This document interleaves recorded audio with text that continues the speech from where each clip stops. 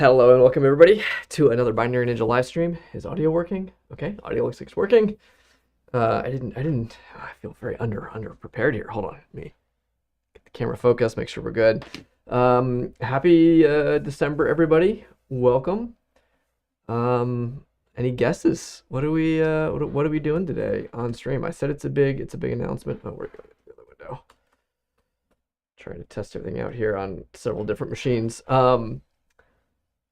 So KI, I might have been hinting that way. It might be a troll. I'm neither confirming nor denying. We have one guess for sidekick. Please don't be bought by Google. What's the there's a meme in like security startups of like our long journey. Like when you get acquired, you'd be like our long journey, and we're excited to announce we're bought out, and then like you shut down all your externally facing stuff, as often happens. I don't know, Fox. Let's find out. Is it time? Where did the UI go over here? All right, get this other one up. Are you serious? Okay, come on. Sorry, I've been switching back and forth between a bunch of machines for testing. Is that it? I think I switched profiles.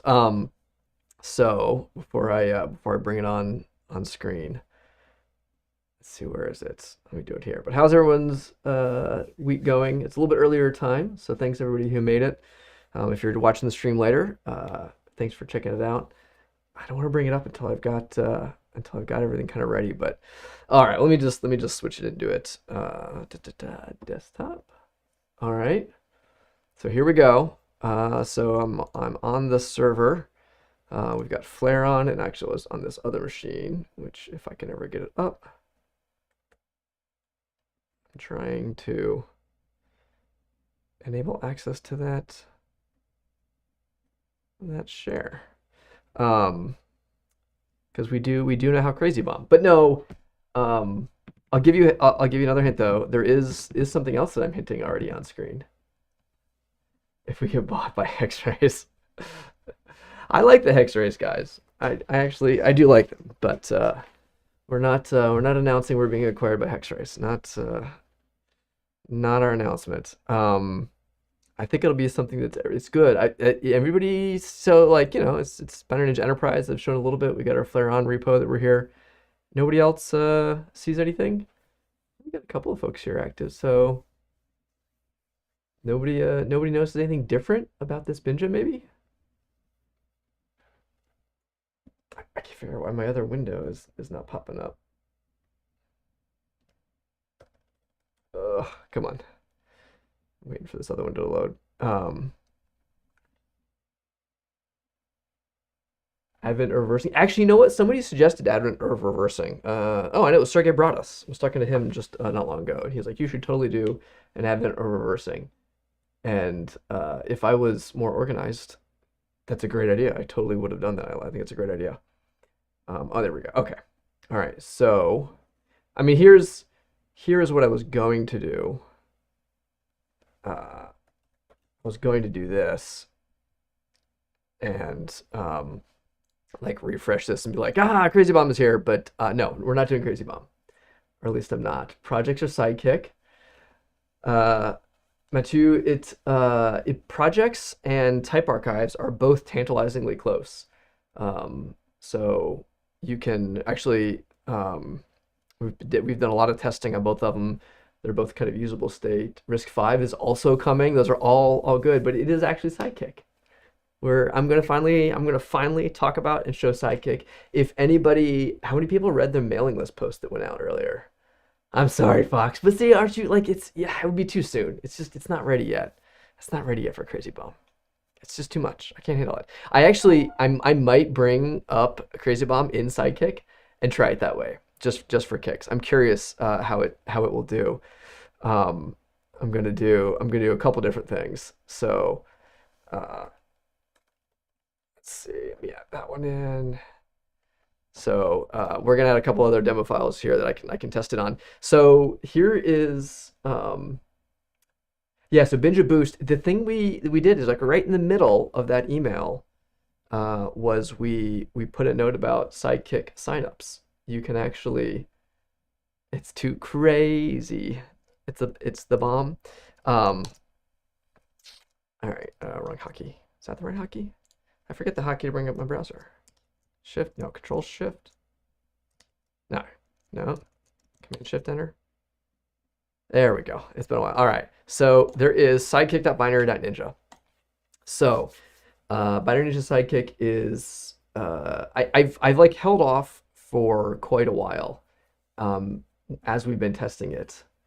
Um, so actually, I don't know if I have a link to the mailing list post. I should put some of that stuff out there. But really, the Sidekick portion just links to the website, notes that it's live, and this is a little bit of a misnomer. It's not get Sidekick today. It's really sign up for the waitlist, because if you do, you'll get in the state that I'm in, where I'm. Oh wait. Oh no, I got allowed. Yeah. Oh, okay. No. I can show off the sign up process. Right. So Brian updated my account, which is great. So now if I have to see if I can not leak a stream key. So let's do it live. So the way that this works is in Binary Ninja right now, you can go in the plugin manager and you can search for Sidekick. You'll install it and it will download a ton of stuff. There's a bunch of components into it. It has a whole bunch of local AI models. It has several remote ones using our service. It is a service-based thing. I've alluded to that briefly. You can see there's even like a plans page. This will be a paid thing. Sorry, it is not free, but it's like a monthly subscription where you can turn it on or off as you need it. So hopefully, if you're don't have a big budget, you can just as you need it, you can use it. So it's a great question. And right now they're separate. So right now, if you have a cloud account, that login is separate, but we are going to migrate. We're going to actually migrate all of the cloud login system to use, because it's actually accounts.binary.ninja is the new like universal. We're also going to do things like you can manage your license, like your regular Binary Ninja license. You can log in and see it, and you can have a purchaser and do a bunch of other license management stuff just with regular Binja licenses. So if you're a business, that'll probably make your life easier. So yeah, this is also live right now. You can make, in fact, the sign up link will do this for you right now. If you go to Sidekick, it will redirect you, tell you to register a new account. You'll make your new, get your land grab for your sweet good usernames, right? So get whatever good username you want for the. It's actually called. What's it called? Like the Ninja account. Let me incognito this. What's the Firefox new private window? Control Shift P. So log in with Ninja ID. We'll see. We're still workshopping the name. I'm partial to Binja or Binary Ninja account or something like that. But for now, it's called the Ninja ID. You make your account, and then once you've got it, when you go to Sidekick, I am like approved, past the waitlist. We're gonna have kind of like, if you remember Gmail back in the day when it was in beta, they like slowly rolled it out. So we're gonna start. We've got some beta testers who are already in the beta test program. They're gonna have access and keep testing it for us a little bit, making sure that it works.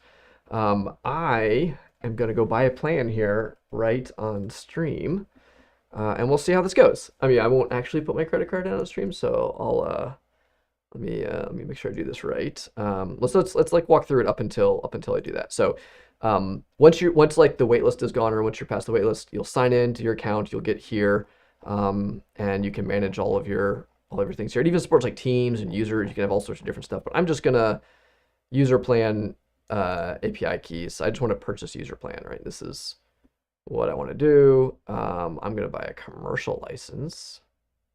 At the monthly, it's like the rate changes. Oh, cool. He got I haven't even seen this one yet. So I got the agree dialog box. Our contracts person is like, you must do this. All right, and then the checkout. So this is the monthly commercial price for it. But boop, there we go. All right, so I'm gonna put in some login information here. Hopefully the acoustics on my keyboard are not so loud that you can side channel out my credit card information. Let's see. And I want to put in this, and then this, and then what is my...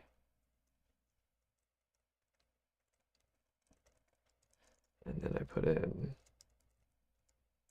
that, and then this, and then this is actually like a test credit card. I think that, let's see if this works. All right, it's computing tax.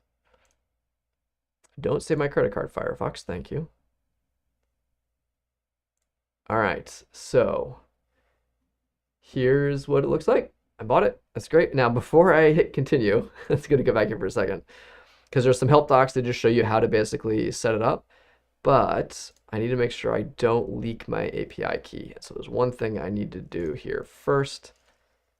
And that is that. Okay. I think I've got it set so I can show you all what I just did. So there's one thing that doesn't obscure it.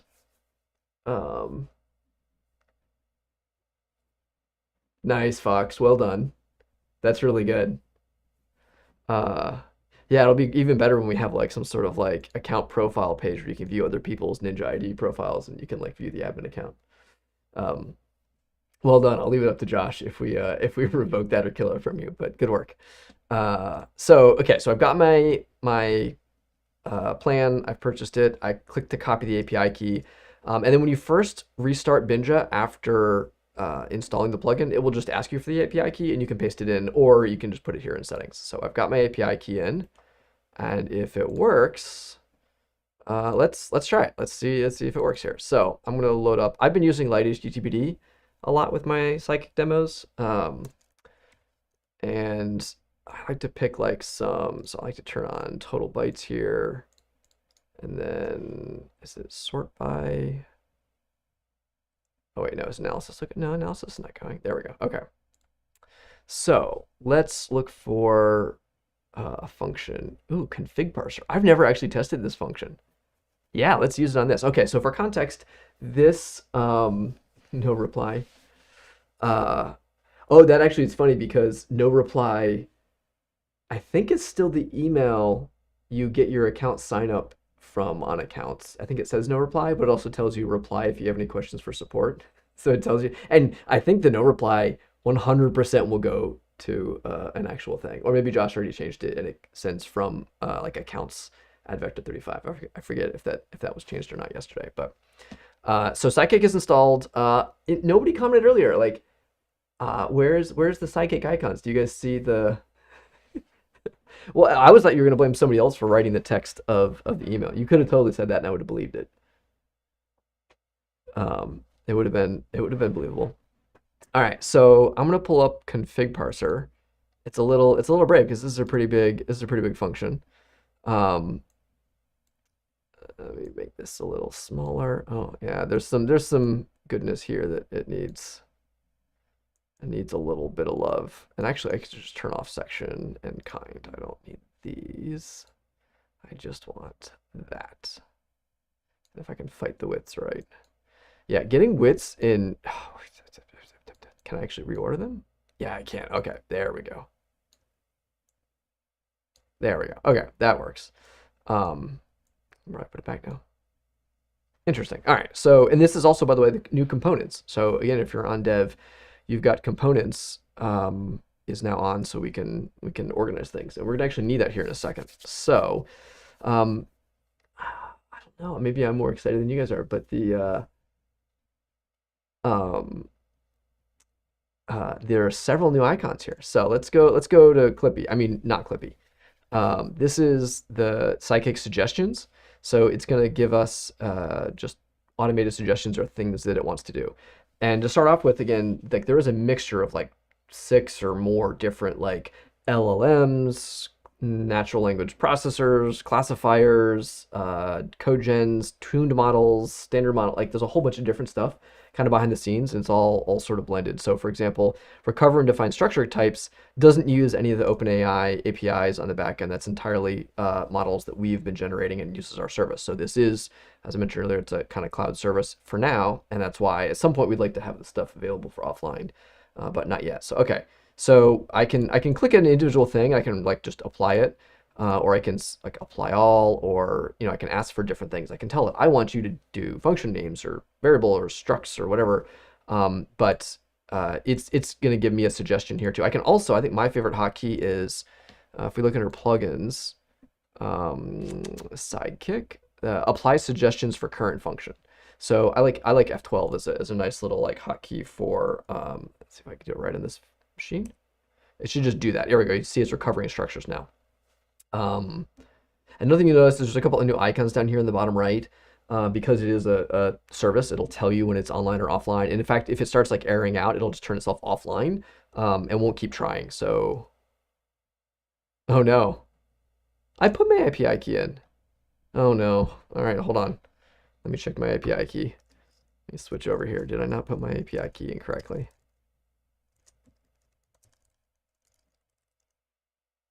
No, I got an API key. You'll notice, by the way, too, the API key is masked. I think I probably just didn't restart. So let's try that. Restart and reopen.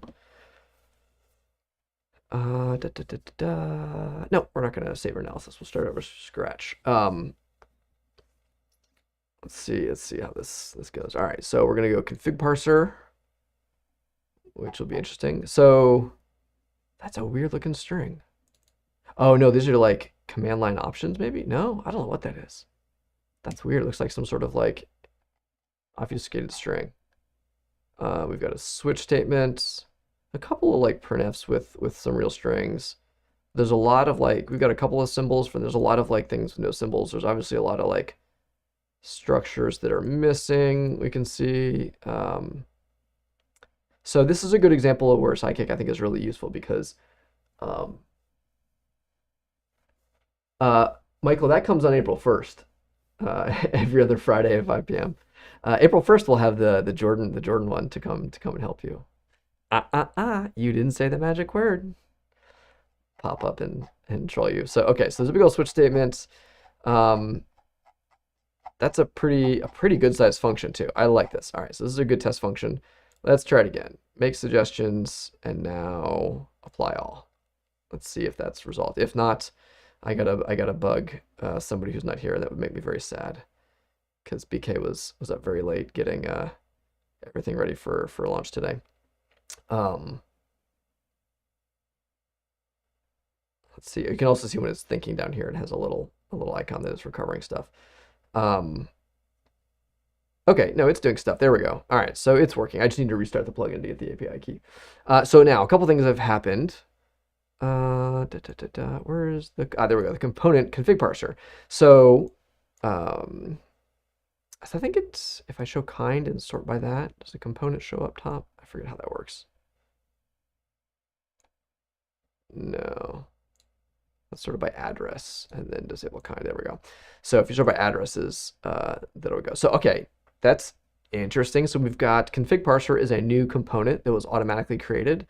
And it has a section here for imports that it thinks are related, and then it only added these two, config parser free and config parser, which isn't a whole lot, but in this particular case, I would totally believe that. Like light HTTPD might only have, those might only be the related functions. But the idea is that this first step will try to like componentize and take all the related stuff together, and then it will do other analysis like creating structures. So we've actually got a bunch of structures. By the way, notice the new type browser here as well, which I think I showed off on stream before, right? So there's some structs, like several structs that were already made automatically in this, and yeah, look at this. So we've already got a bunch of structs here that were automatically created. So that tends to, there's still some missing maybe. That one looks like we've missed some. So there's more that can be done. And a good point about the way this works is, oh yeah, by the way, you notice it just automatically is doing work down here. That's actually a setting. You can control dwell time. Yeah. So I like to turn this up a little bit, or you can disable it because it can be a little, like it can hit your credits a fair amount if you're using it a lot. That said, you don't pay per credit. You pay a flat fee and it's unlimited. There is a cap, and we can re-up it and add more every time. You just have to contact support. We just don't want like out of control things blowing through stuff, especially because again, some of these APIs are backed by OpenAI, and so we are paying separately for all the API requests. And so we can't let it be totally out of control, but you get a lot. I think very few of our beta users have actually hit the limit as far as I've seen in the beta testing. So anyway, yeah, it automatically is suggesting things just as I browse throughout a function, and it will actually gather and collect all the suggestions even across other functions. So like this is just this function, but if I were to go to somewhere else,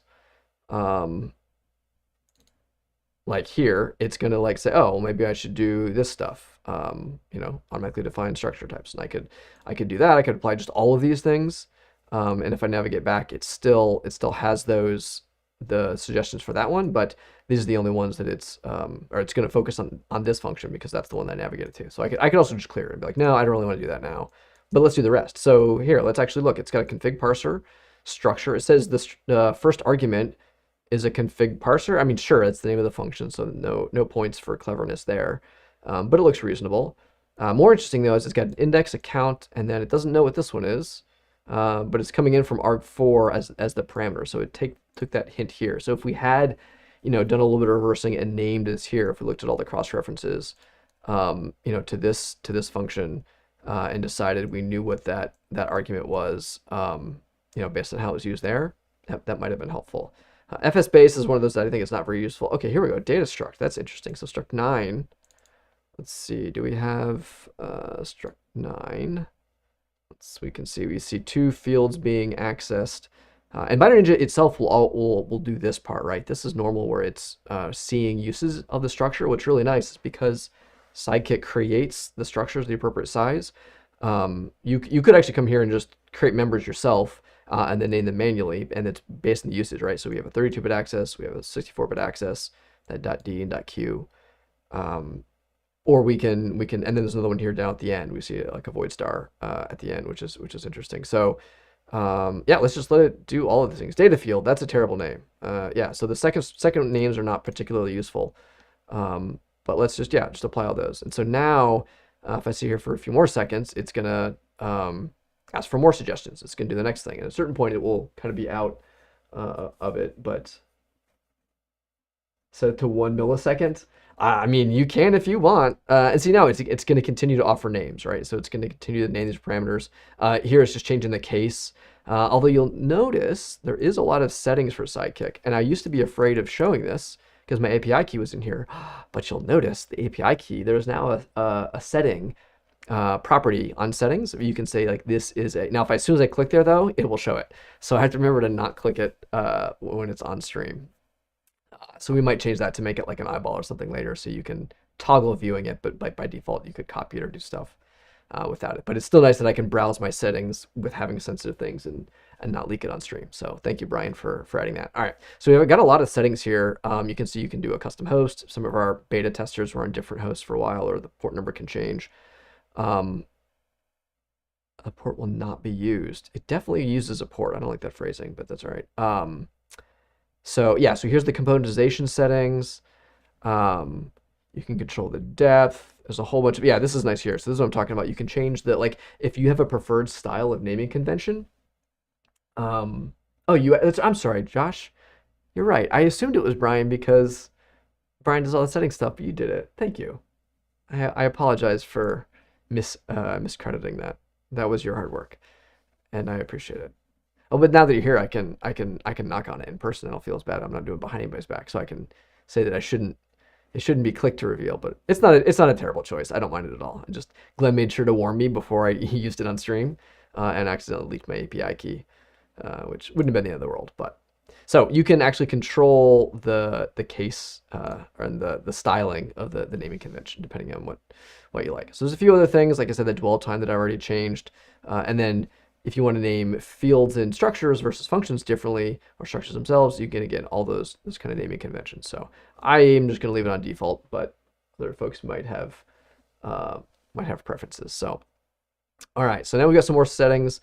Let's, like, data value and data offset. That's not bad. I mean, if I would just call it value and offset. So here's a good example where this racks 20. I just want to call it value, not data value, right? So I can just, and you notice when I do that, it automatically renames it, and I can name this one just offset.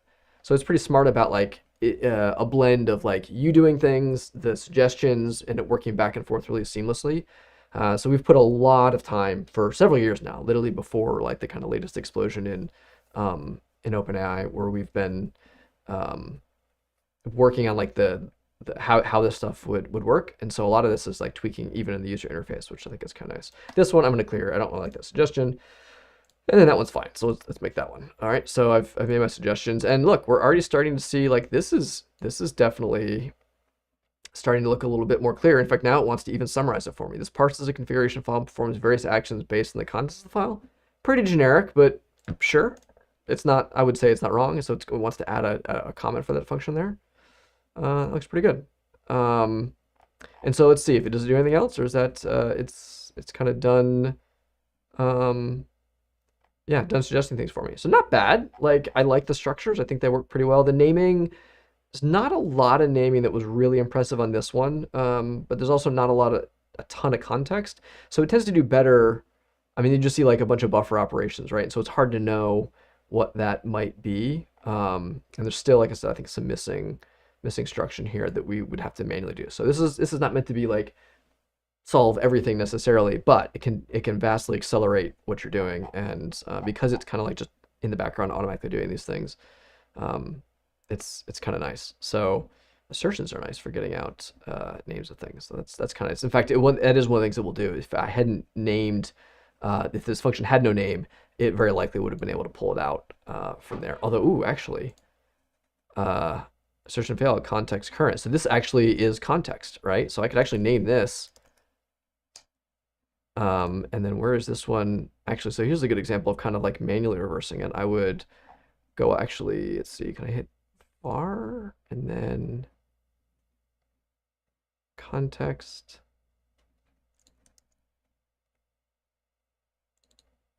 It's defined. See, this is, okay, so it's a void star. I wonder how big this is. Like, we could just make something. So let's do, let's insert a structure. We're going to call it context, config context. Let's just make it whatever. It doesn't. I'm going to make it something big like that, and then struct config context. All right. So now, if we see our config context, we've got our types for it. No, it's right here. It's right here. This is what I'm looking through here. Yeah, so it's probably like, it's clearly not that big, right? Like, we don't see any of their accesses, so we could probably just truncate it or change the size. So like, let's, I think there's a resize here, is it? Yeah, set structure size. So I could set the structure size to just like OX40 instead, for example. Oh no, my son is calling. Let me message him and make sure it's not an emergency because my boys are home alone.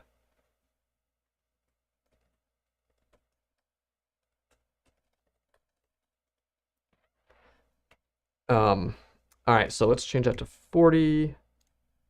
All right, so we've shrunk it, and that looks like a reasonable thing. And so now, actually, let's see if we can suggest structure field names, right? So now that I've made a new structure, I can actually come and ask it again manually. I can say, I know you think you were done, but let's try it again and see if it finds some suggested names for this particular thing.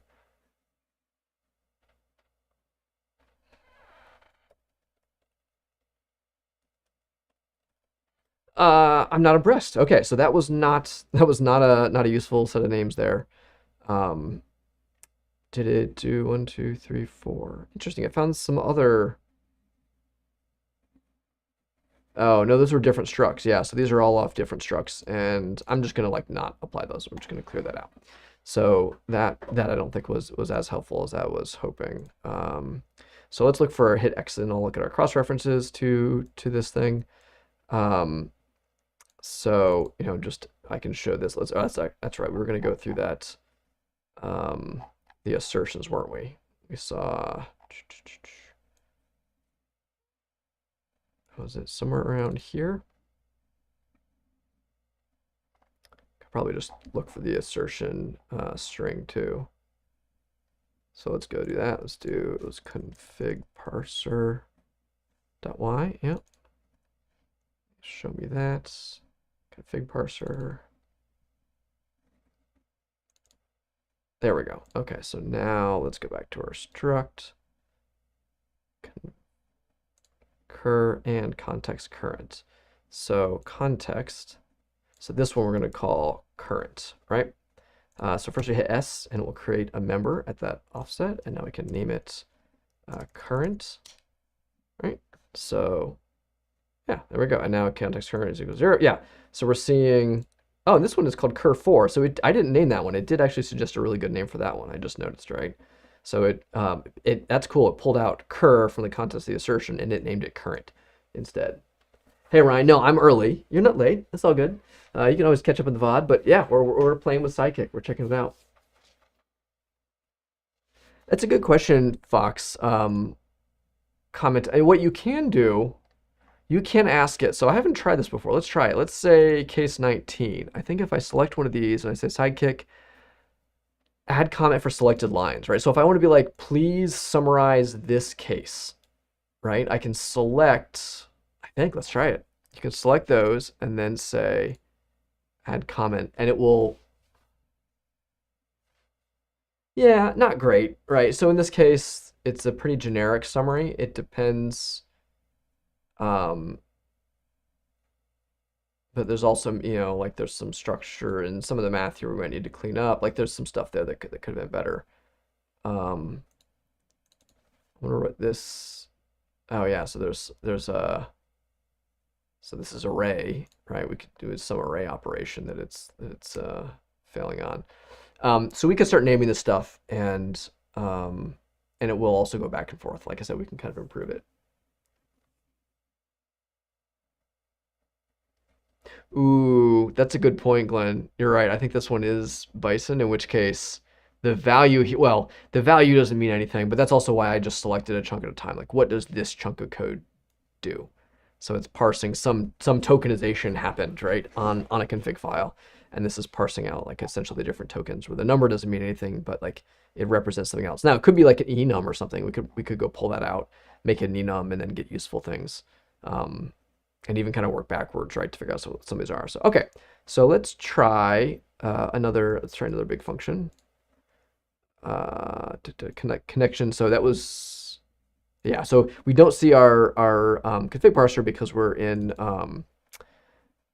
that's in a component now. It has its own whole component. Wherever it was, is alphabetical. Yeah, I made it sort by name. So or no, size, or did, actually don't know where the components go when, oh, interesting. So if you have a component, it goes in between, yeah, let me make a note of that one because I think that could be improved a little bit. I think all components should probably be all the way at the top or all the way at the bottom because they don't have a total bytes. Also, if I say size, Bad Jordan, remember, y'all have heard me complain about function size before. There are no such thing as function sizes, but there are total bytes. So yeah, I don't like that this is sorted here above the zeros and below the ones with sizes. Also, why is, oh, that's right, externs. So these are just all externs, and I think I can hide them if I wanted to. Yeah, so don't show exports, for example, or not exports, imports, right? Yeah, I feel like you should be able to like filter externs too, because it probably killed like the PLT example.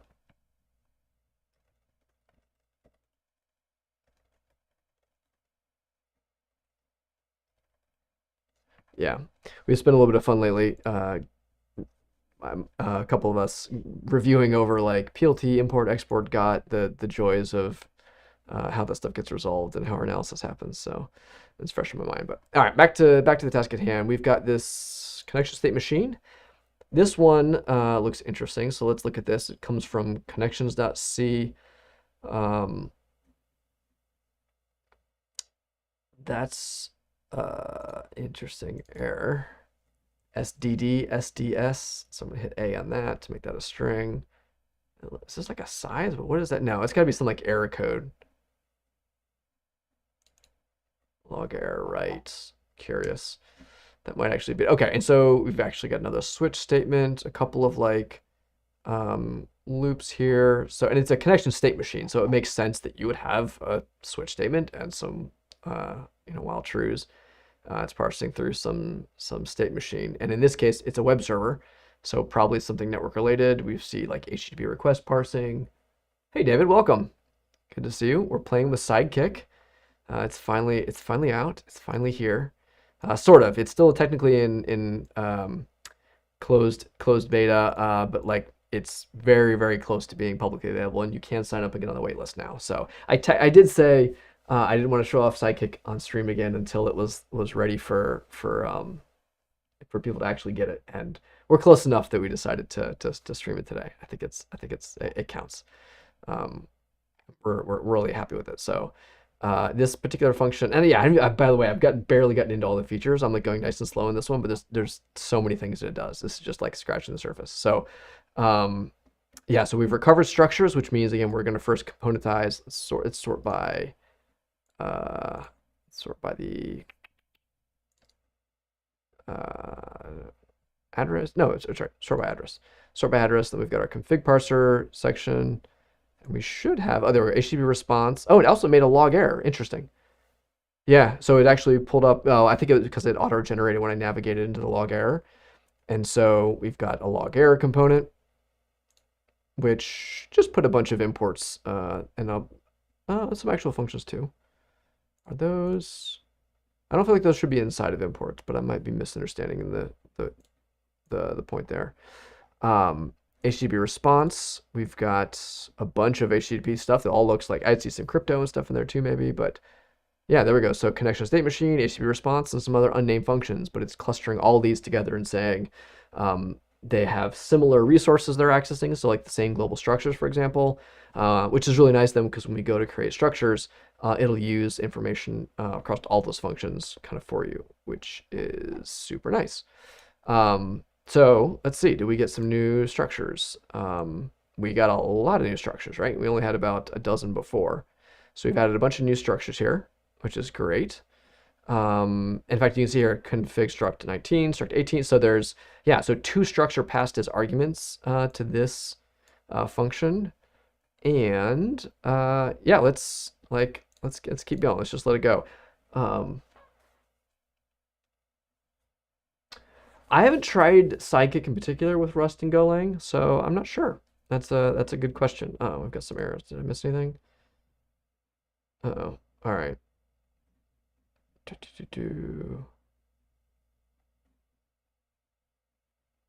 I haven't seen that one. That's a new.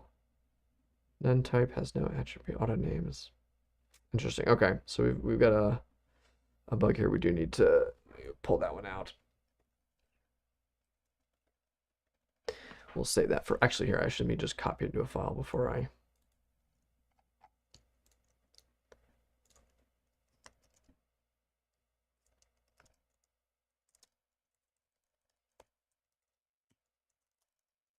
All right, before I lose it. So, okay, we're going to, let's make suggestions again. So if you don't navigate away from the function, it doesn't just continually keep suggesting kind of for you. If you navigate back in a way, I think it is what it triggers it.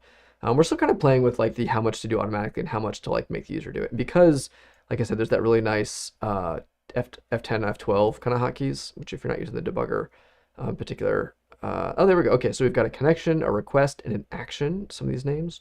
Yeah, let's go do all those. Those all look like reasonable names. So this is connection and request. I believe it's interesting. I think the real source code, and by the way, we can actually compare this. If I can remember my hotkeys, right? Or did I already have a browser? I already had a browser. So let's see what version of LightHTTP this is. I think it's 1.4. Okay, 1.4.5. So let's go down the real source code.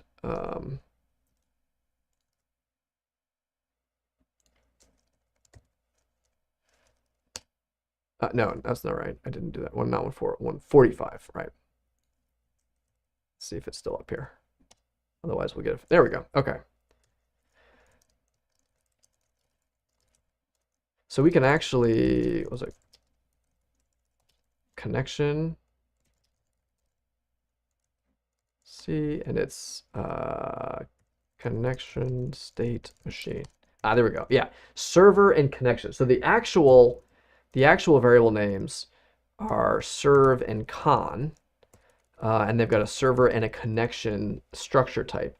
I think it's funny that the variable name is abbreviated here, and we get a full connection. It's also kind of backwards, but also you can see how it'd be ambiguous. Like one's a server, one's a connection. In this case, we're calling connection request, and we're calling server the connection. So I think that's like logically appropriate. It makes a lot of sense. But like I said, I just think it's funny that the names themselves are actually, let me try the F10 hotkey, right? So I think it's funny that the names themselves are longer, more explicit. Okay, sure. We've got a comment. Keep going. What else you got for me? Can you give me some more suggestions? Do we get? We haven't named. Let's do variable names, and then we'll do struct field names. Do a couple of them. So yeah, so you can kind of like let it keep choosing. You can do it yourself. And let's look at. All right. Okay, now so these are really nice names, right? So these are smart names based on. In this case, it's probably.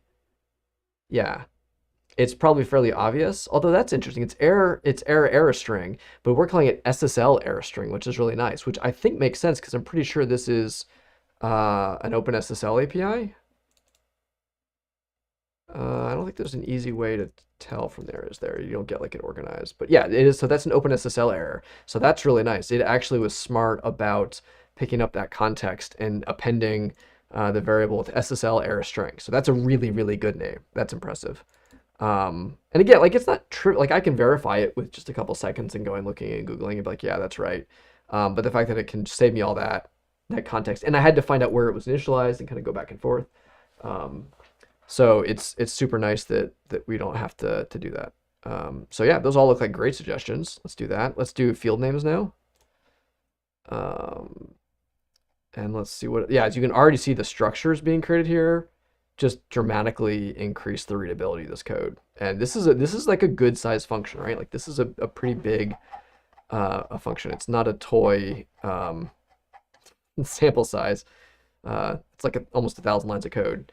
And then of course the function size, like the total bytes was pretty good size, right? Whatever, 0x1346.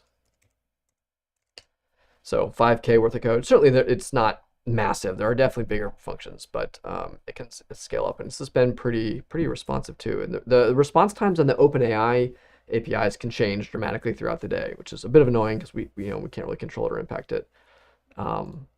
But yeah, okay. So that's suggestions. I think I've played around with that one probably enough. Although again, there are a few other ones that I never look at that are all based on suggestions.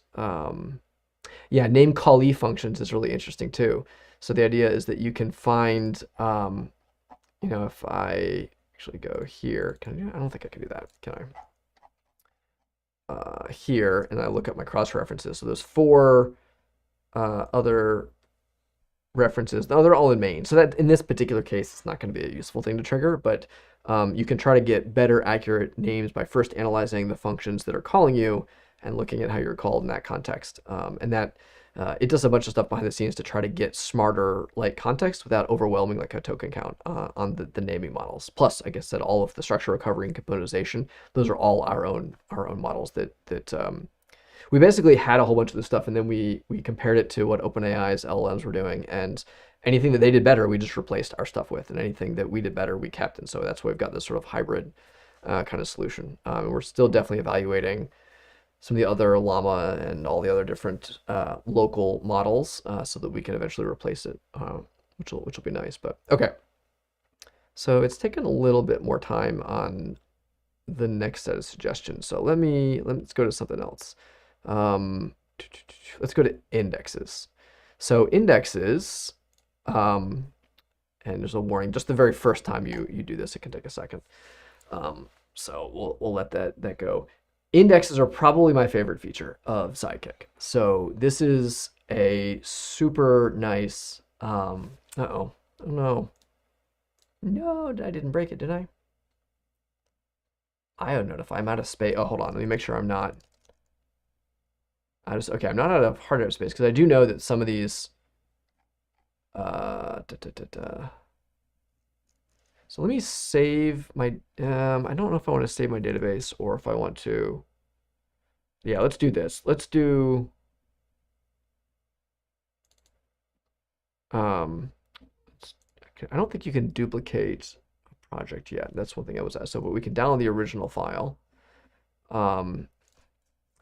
And we'll upload that new file back.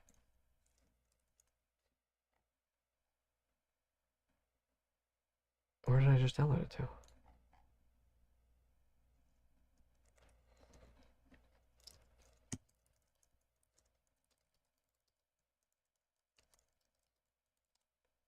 It's just, oh, here, I can do it again, I guess.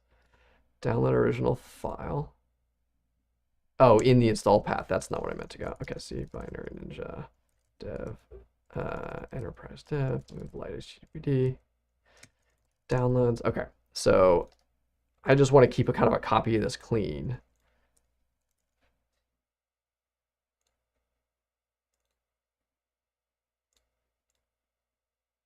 There we go. So let's just throw that back in there. So now I have the original one. We'll leave that one, that database there, but then we can go back to ours. Now we can save it, and now, actually, can I redo it? We can just retry it. Yeah, hold on. Let's restart this and see if that's something we can fix. Any questions? Y'all been quiet lately. I don't know if that's good or bad. About stuff I haven't answered yet. So let's go back to the indexes and add indexes. No! Oh no, there's a bug. Hold on. So it's probably going to be based on what version of Python am I running? So, okay, I'm using the default, so that would expect that to work. Sometimes if you're running a different Python version, some of the dependencies are different versions. Let's see.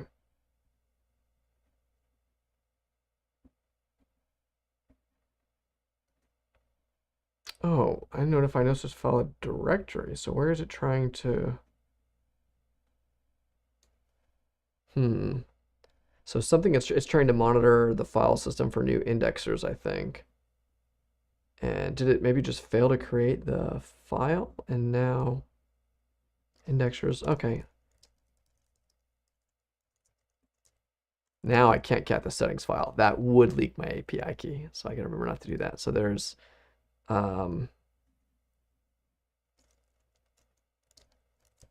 indexers, local, none found, creating local. So it's failing to create something. Why? Yeah, I'm not sure. That would be a bummer. I really want to show off the cloud indexers. All right, let me run real quick in the other room and just see if I can spin up somebody else to track this one down while I go off and look at some other things. So I will be right back. Let me put on the be right back screen.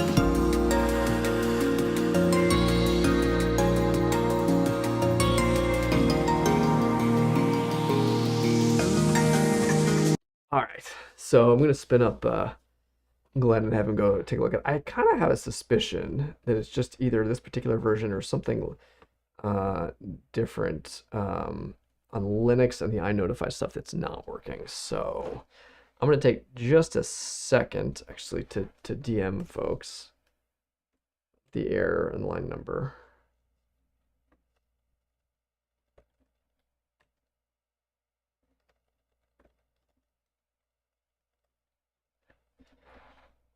Let's see, what was actually here, I'll just copy the whole error out here. Oops.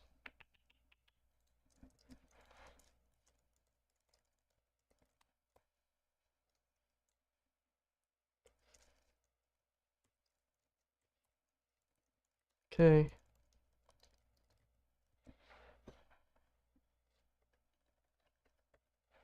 Let's see if stream delay lets me beat y'all that try to race me.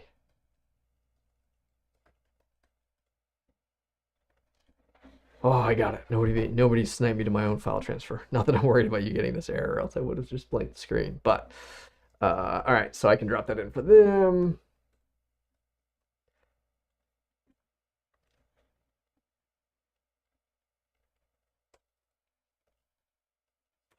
All right.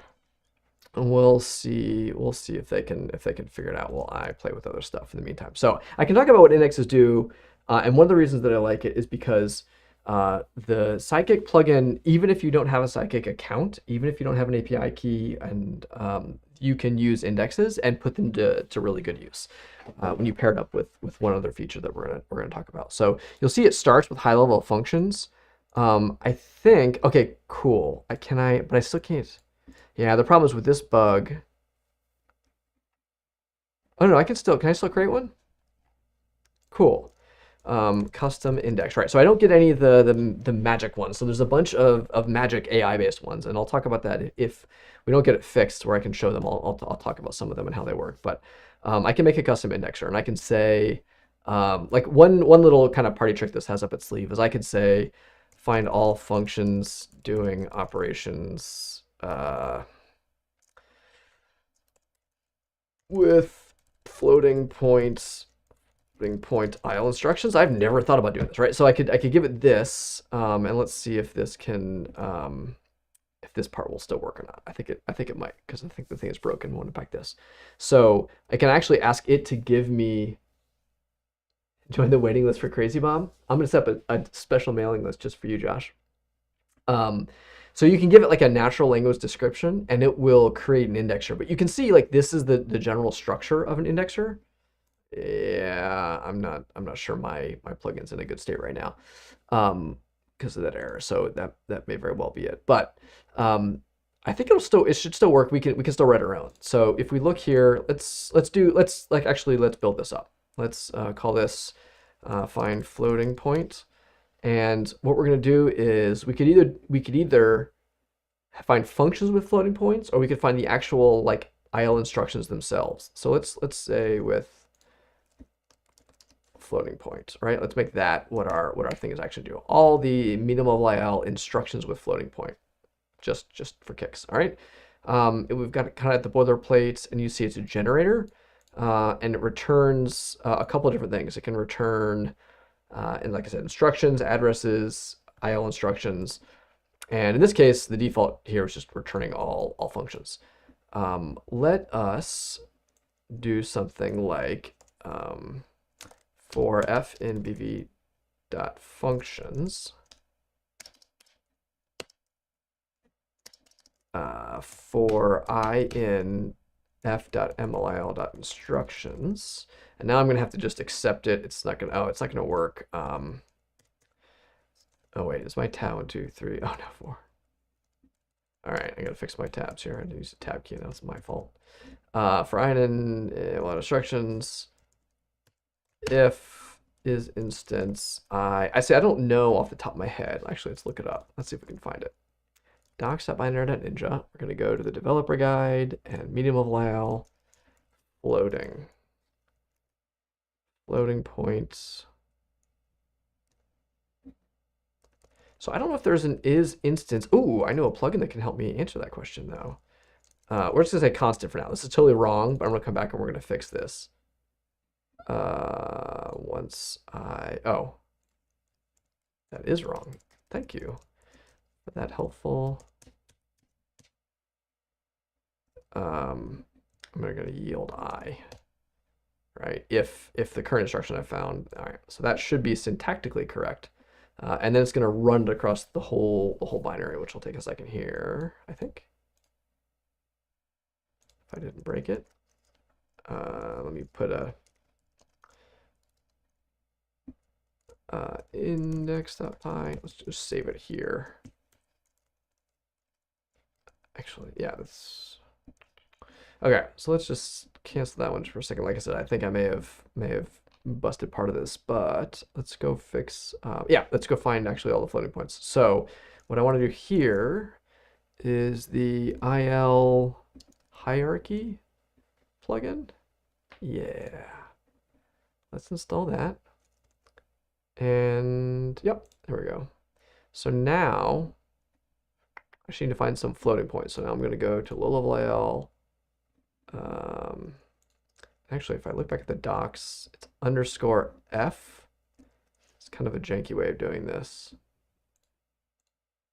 No, I can't look for I want the operation.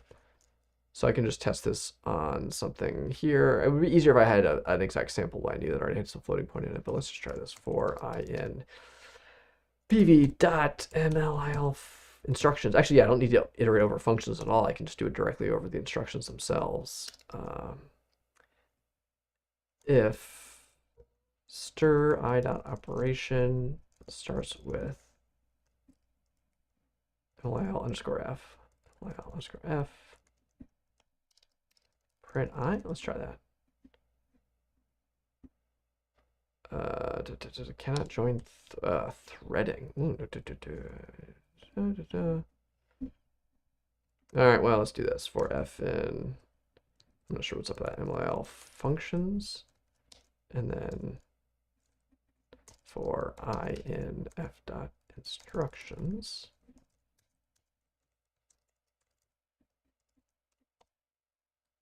Method is not iterable. Which one is not iterable? ML, okay. I is instruction. F is a. Oh, wait a second. The F not.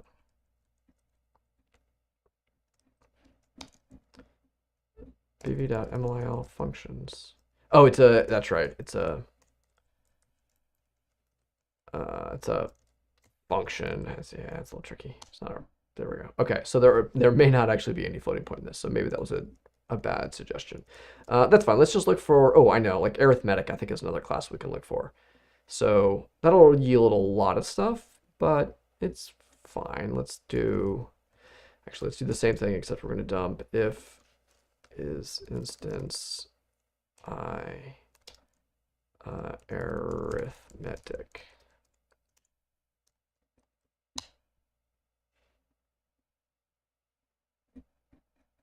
Now that should have definitely found something. I feel like there's no way I don't have.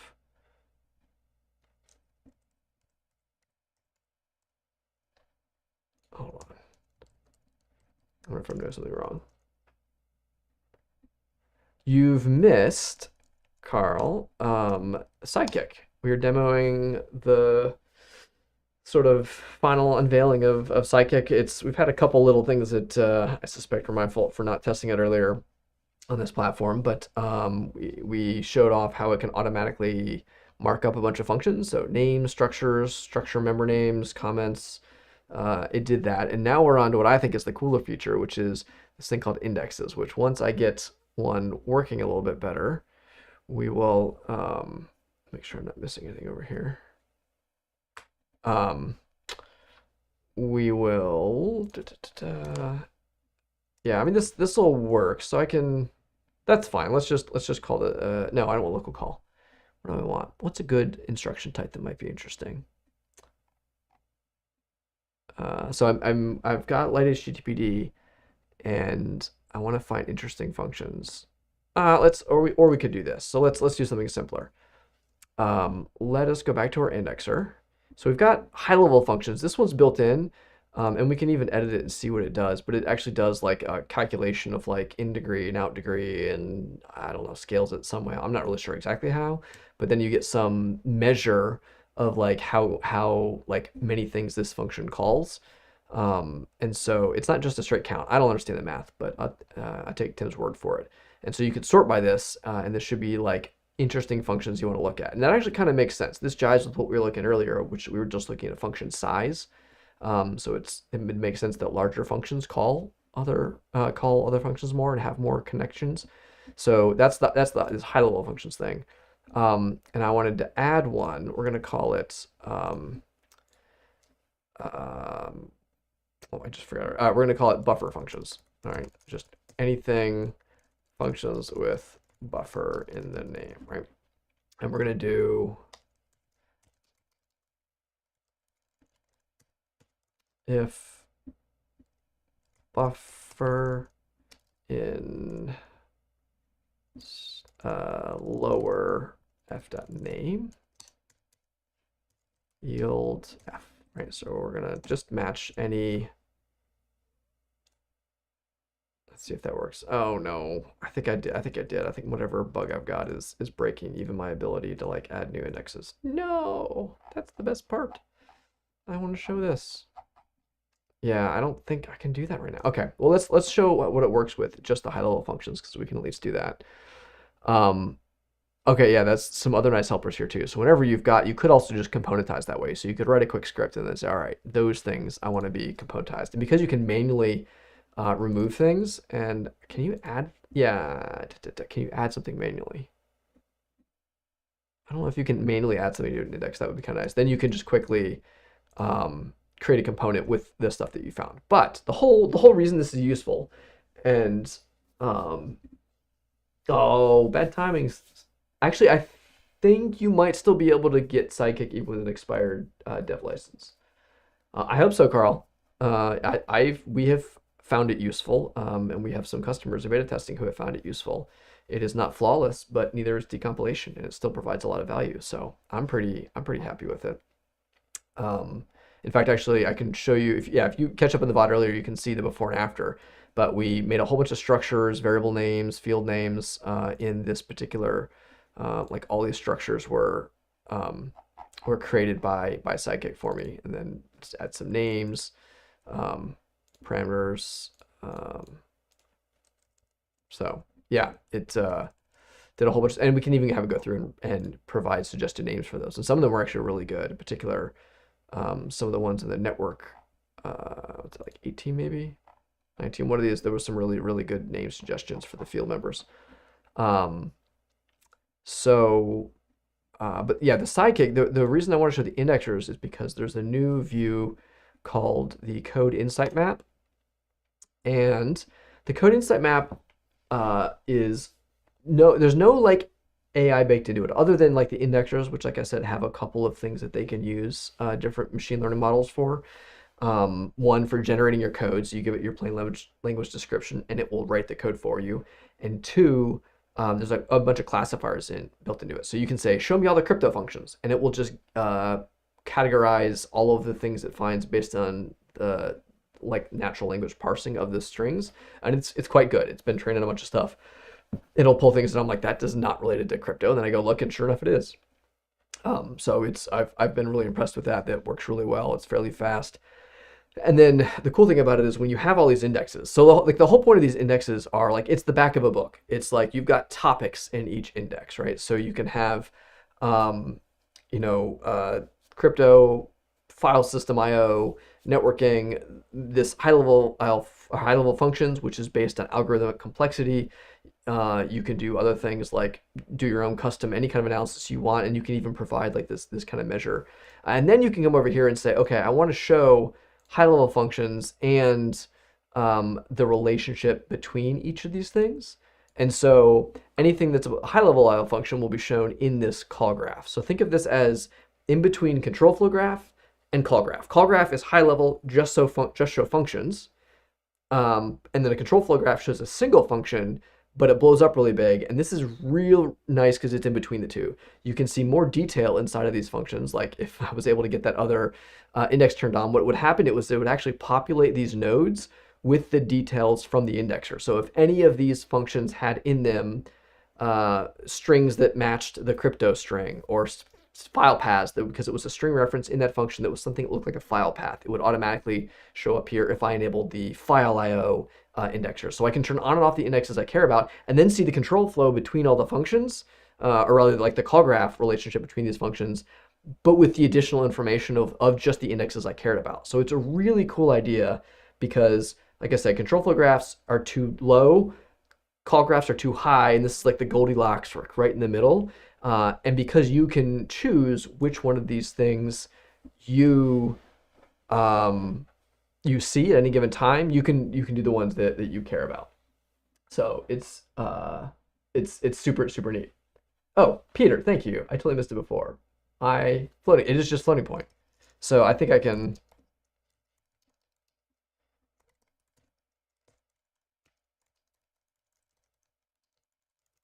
I should have just tried it and guessed, or like even tab completed it. Ugh, embarrassing. Yeah. So that would have been a nice indexer if there is anything that actually is floating point in this file, which there might not be. I'm trying to think if I have. Um, something else that would be likely to have some floating points. I bet there wasn't some of the flare-ons. I don't remember which one though would be a good test. Let me just try to rerun the script on a couple of these. There we go. Yeah, okay. So temp 0 and x, yeah, these are floating point operations. Cool. So yeah, so that would be a good indexer to sort out some stuff here. So that would have found some floating point instructions. And I don't think I can do it. Let's see. I wonder if I don't think I can change the current index, but what if I do this? I think we can leave that in.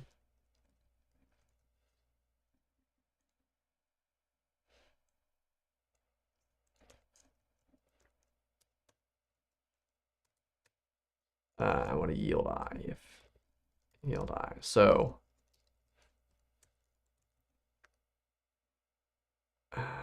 will that no? I don't know if that'll. I just want to get rid of the rest of the stuff for now. I don't know if this will even work. I don't know if you're supposed to edit the existing one at all, or if that. I think I'm triggering. Yeah, I'm triggering an error every time I do that. Like I said, I think there's the bug I'm running into is killing my ability to demo this, unfortunately. Yeah, to make it right, that's true. I would use a visitor. Actually, would be the right answer here. That's a good point, and that might also have been why I was missing it on the other one. And I think Kyle added those new visitor APIs as well. So there's actually some new ones that make it even easier. It'd be interesting to see if I had the generator working, if I could get it to generate me. I tried to, Glenn, and it did not work. Yeah, I think I think on this particular box, the indexer is broken, and I tried. I did not try that before I had the stream, so that's on my fault for not testing that part out. So well, that just means everyone has to come back next week and see it then. Hopefully we'll iron this stuff out in the last little bit of the beta test.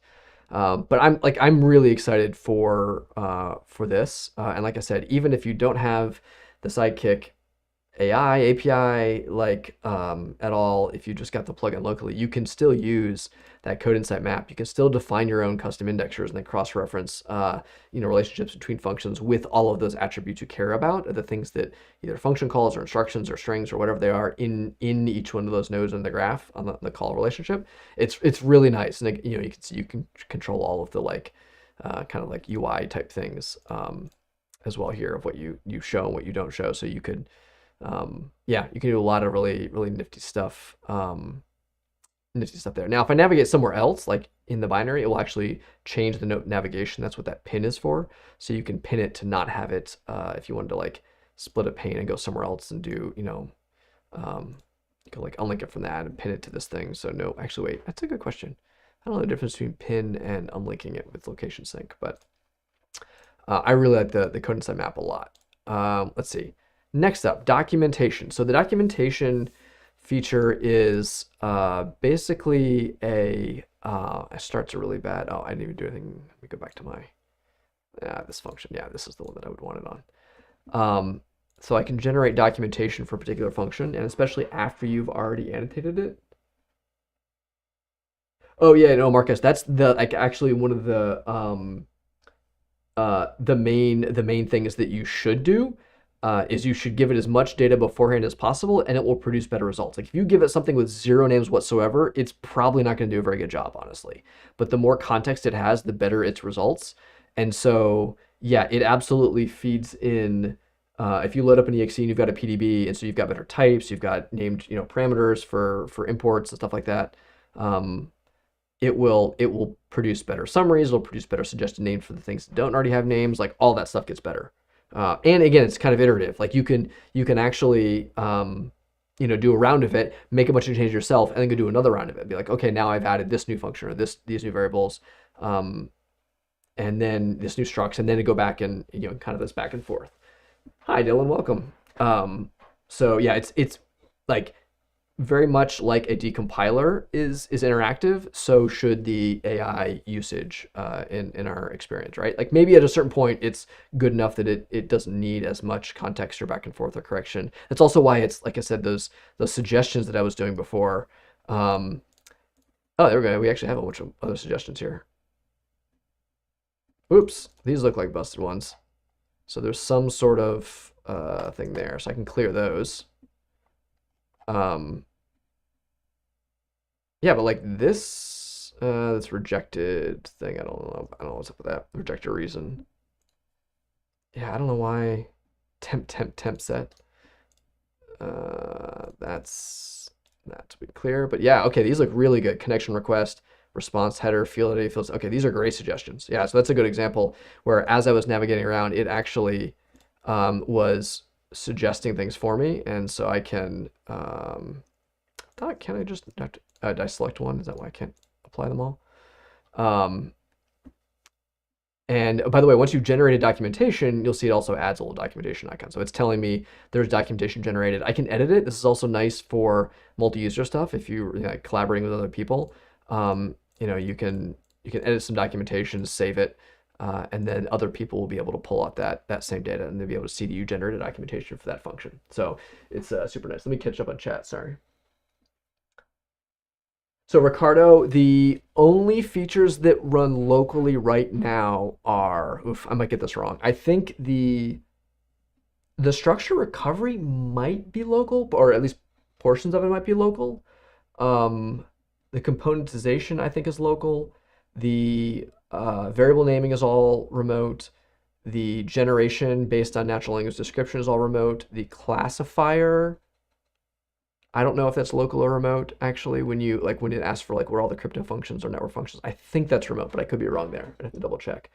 So it's a mixture, but like most of them, or more than half of them, are still kind of on the server. And we're eventually we want to have models that will go locally. Oh, be warned, by the way, this does load a bunch of stuff into your no, not that folder. Where did I put it? My binary ninja sidekick. This is a very big plugin. Right? It literally is gonna sideload it. It downloaded 5 gigs worth of dependencies in the midst of its operation. It's got some bunch of Python, a bunch of models, a bunch of stuff. So it does use a little chunk of code. So if you put it on a small VM, just be aware of that. But yeah, it's a mixture of models. We're working on kind of getting it offline, but not there yet. Yeah, exactly. So Fox, the way that this works is it basically just takes whatever Binary Ninja has done for the decompilation. So if you've already applied debug information into Binary Ninja, that context is already there. If you've added comments of your own, like literally you can go through and add comments and that will get fed into it as well too. So you can help inform its analysis just with your own RE. And that's why I say it's really this back and forth process that it works with what you've got.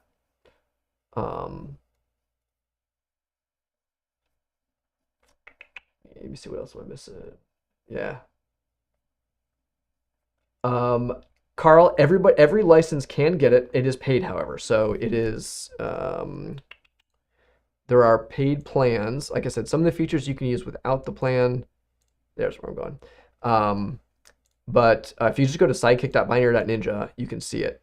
You can see it now, how it works. And because it is a subscription, you can turn on or off. There's no you get a cheaper monthly rate if you do it. You pay for the year up front versus if you just do it every month.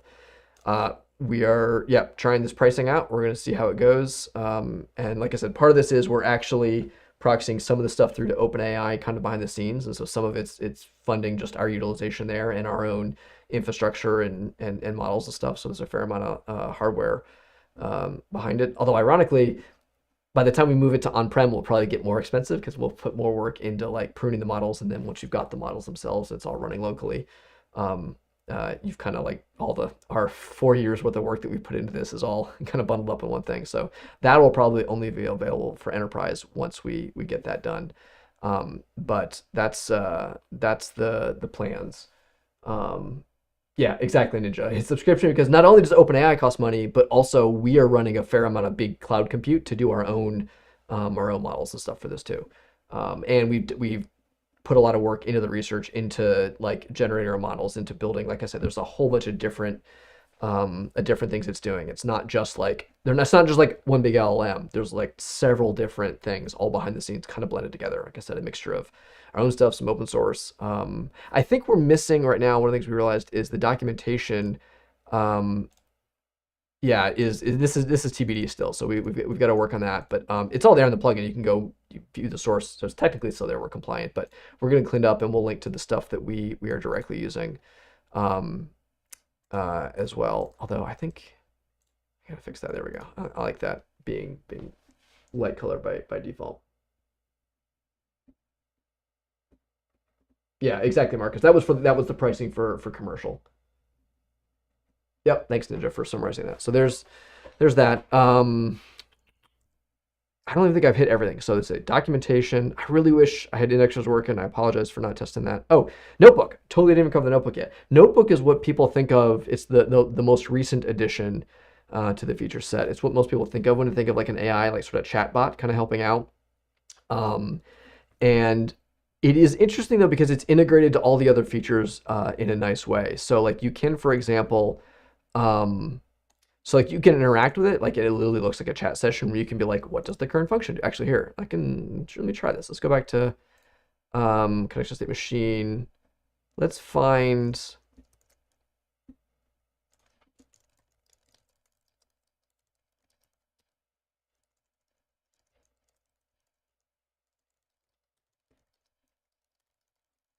let's see. So yeah, this one should work, assuming my I think my only bug is breaking the indexers for me. So connection state machine does not provide a it might be because that gets folded in sudo C. Oh, it does. Hold on, let me actually go back. Oh, I was in medium level IL, that's why. Oops. Oh man, it looks so much better now. It looks infinitely better once I actually go to high level IL. Oh, that's hilarious. I didn't even realize it was a medium level IL. That is like significantly clean code. It's so much better. All right, so let's ask it a different question. Let's ask it. See, and I think you can. What are the other ones? The plugin sidekick. Yeah, so you can make different notebook pages, like for related sort of conversations or whatever, based on, and you can add different contexts. You could add like 3 functions. I want these functions into my context for this particular conversation. I want to know about these things. So you can sort of control what it's aware of. But I want to suggest, I think I can just suggest variable names again. Oh no, I didn't want variable names because that's I guess, yeah, there's a copy of it here, but I wanted to get member names, struct member names. Yeah, struct field names. Let's try that. That's what I really wanted to do. So let's see, what's a question I would ask about this?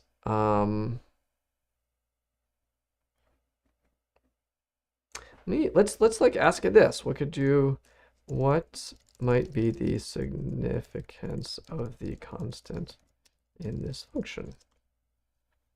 I'm curious what that is. Let's see if it actually has an answer for me. We can look through and see what else it's doing. Let's see.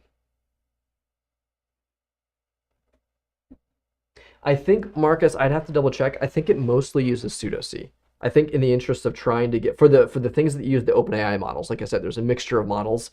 I think our own internal stuff, I think, is more IL based, but the stuff that we feed to OpenAI, we use, oh, no.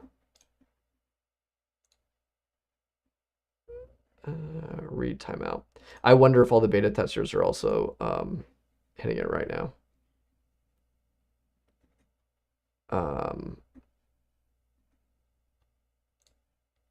Let's see. Oh, field ID. That one actually did get named. Yeah, so like this really should just be like ID. Yeah, that actually should have refreshed. Let's see. Can I ask it this function again? I wonder why it's not.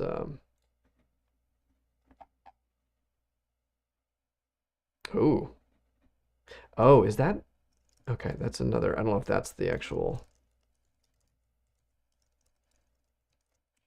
Let's save that. We'll send it over to folks later. Um, Man, I had this was a bad run. We've actually been doing a significant amount of testing for the last several weeks, and it's been really reliable. So I'm having bad luck on this particular setup. But we're going. Yeah, I've actually had it. I've had this. I've used the notebook the least, and I've been I've had some mixed results. I've had some that was like, that's a really good observation, and like I spent a couple minutes and confirmed whatever his suggestion was, and it was right. And then I've had other ones where I'm like, yeah, that's fine. So yeah, but just in general, this and just for kicks, let's look at we can look at the original file, right? And we can go to the same function. So where was it? Connection state. Yeah.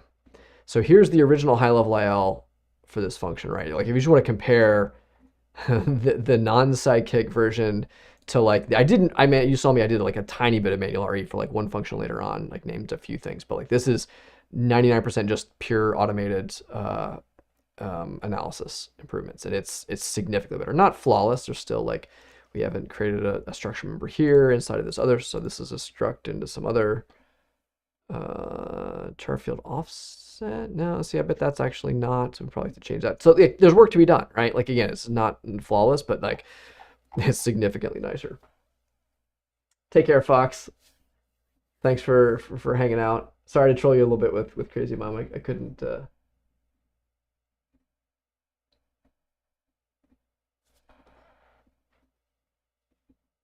I don't see anything saying you need commercial sidekick to work with commercial Binja if you're not making a profit off of it. Is that a misc question that you were responding to? Oh, I see it now. Oh, yeah, yeah, yeah. No, in fact, I think we specifically discussed that situation. You were welcome to use a non-commercial license. The one thing I will point out is that technically we reserve the right to like do stuff with your data with the non-commercial license. So like I think we are allowed to like train stuff, do things with it, with any of the data that gets sent to us. Whereas we don't do that. However, we also have to be clear that the stuff that goes to OpenAI we don't control.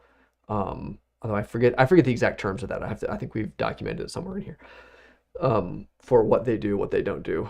Oh, I just realized I gotta leave here. Okay, perfect. I got 5 more minutes before I gotta close down and head out.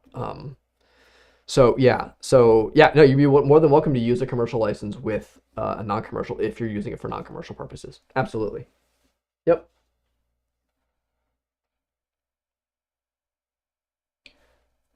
Yeah, Ninja, like I will say like obfuscations, it's not the best at, right? Like if stuff is really obfuscated, I haven't seen it like do super impressive stuff. It tends to do better with sort of just normal stuff and save you a lot of work. Like it's really good at just saving kind of tedious, simple like stuff, and just even having the suggestion that you can confirm after looking at the context, versus you coming up with something like every time, even if they're relatively easy things. It really can kind of improve the process. I mean, like y'all saw me kind of working through things, especially the structure creation. That one works really well. To clean things up, which is super nice. Um, yeah, and there were, like I said, not flawless. You saw a couple of names in there that were really weird, like the temp, or a couple like this field stuff is weird that it's just field underscore whatever versus like an actual suggested name. That actually feels like a bug though. I've seen it do really good field member names, so I'm not sure if there's something else going on here. I'll have to test that again later. But yeah, even with that, it's just super super nice, pretty useful, and yeah, we're excited for people to be trying it out. Yeah.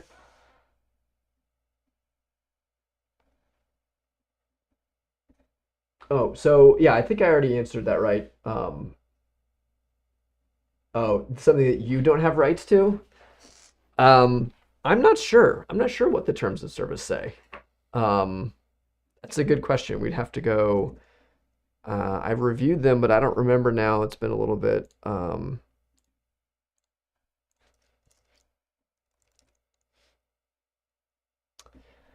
Do, do, do, do, do. Oh, those bullets are also.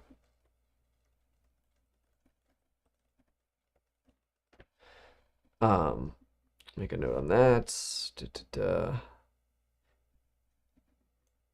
Yes, you're basically saying that what you're giving to us is not classified proprietary sensitive or PII. So that is part of the terms of service is that you are asserting that you have the ability to share it with us. So, yep. So don't use it for things that I don't want to get in trouble for having data that I shouldn't have. Same goes for things like cloud too, right? Like I don't want the stuff that I'm not supposed to have. It's great with malware though, because I don't think any malware author is going to sue you for distributing their proprietary stuff and take you to court legally. That would be an interesting claim. So yeah, all right. Well, next week, like I said, we'll definitely make sure that I can show off the indexer. Check it out yourselves though as well too. Like I said, you guys can grab the plugin now. You can go and add your own indexes. You won't be able to get the cloud-based ones. So I'll show you next week. I'll show you all the ones that come built in, because they're really quite nice. Like the classifiers that will automatically identify crypto, philo, a whole bunch of other things. Both networking. Yeah, networking is another category. And then you can use them as indexer. You can use them here. You can convert them to like I think you can tag all of the things, or I forget there's, oh yeah, you can have a whole bunch of suites, like sets of indexers that you've saved off and you apply, particular order to, which is kind of nice, like favorites of them. So yeah, that's a super cool feature, even without any of the AI stuff, and it gets even better with it. Documentation, suggestions, the notebook with conversations, note taking, the documentation field like being editable and like useful in reports and stuff. So a lot of features. Appreciate everybody hanging out. Thanks for kind of coming a little bit early. I think I'm gonna wind down here and head home, take the boys to dinner. But yeah, so good to everybody. We've been working on this for like literally years. So finally getting it like real close now. Make sure, like I said, make sure you go to the Sidekick website and sign up. Just hit the Get Sidekick Today button. It'll get you on the wait list. And then we're going to be doing like batches of people kind of getting approved after we've got a little bit more internal testing. We'll start adding people to it if you're interested. So, all right, thanks everybody. Good to see y'all. Happy December as we wind down the year. Look forward to seeing you a couple more times before take some time off for holidays. So, see ya.